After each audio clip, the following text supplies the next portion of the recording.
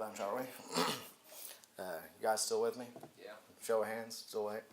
First off, how many institute instructors do I have in here? I see some familiar faces around.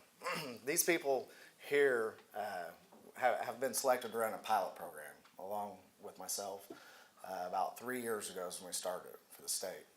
And when we started it, it was just a blank piece of paper, okay?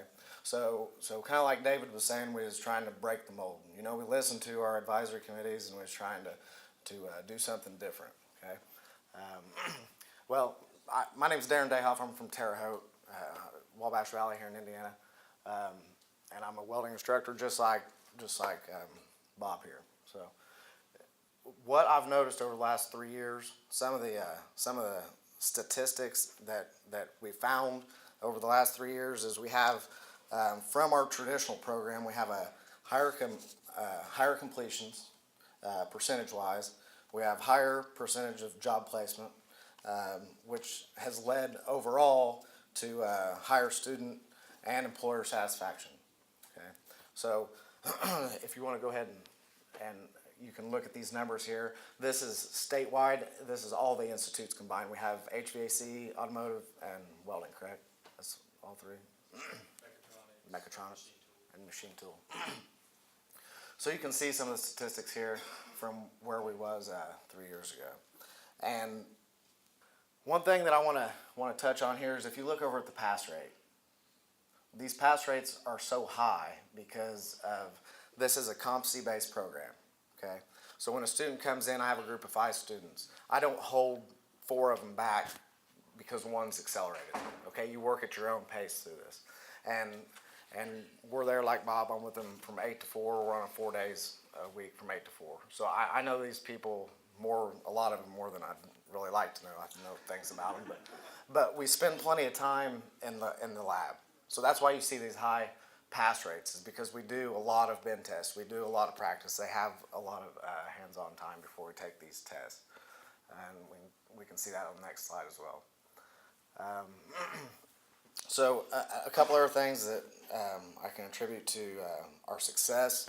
And I'm not saying that we have the key to success and this is the route to take.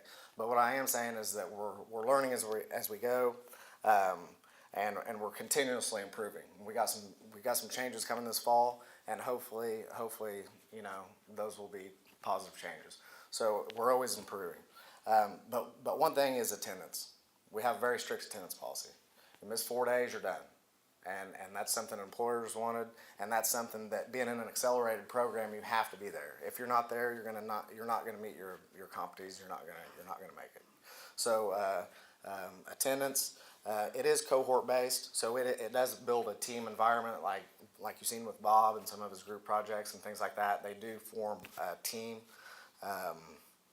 and then embedding qualifications. So we have 5 different terms. They're broken up into 8 weeks, and in each term we have AWS qualifications built in. So we have a couple 3 and 4G ARC. We have a couple MIG and then TIG and then pipe. Okay, built into those, and that's part of their tuition. So that's one attractive thing to the students is having those, and it's attractive to the employers as well when they come out of the program, knowing that they have qualified applicants. So another thing is the contextualized math and embedding the communications into the math. So we've not said, okay, it's math time. Let's get our math books out and do some problems on the board. We've tried to embed those problems into fab projects and things like that, measuring, stuff like that. So they're getting the information without really knowing they're getting the information. Kind of sneak it in on them. And then the last thing is technology. Whether it be simulators, whether it be e-learning, we're going to a hybrid type class where we're doing some of our work online to save lab time to where they come in, they're ready to go in the lab, but the use of technology in the trades. So that's one thing that I think our students, especially with Generation X coming up, I think that if we mix technology with skilled trades, it's an exciting opportunity for our students and our programs. So that's what we're trying to work on now, is trying to mesh those together moving forward.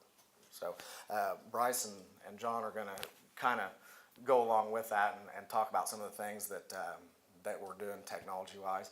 These are just a couple of my students here that have said a couple things that was highlighted in one of our Ivy Tech magazines, but I'll let you guys read those and while these guys are getting ready.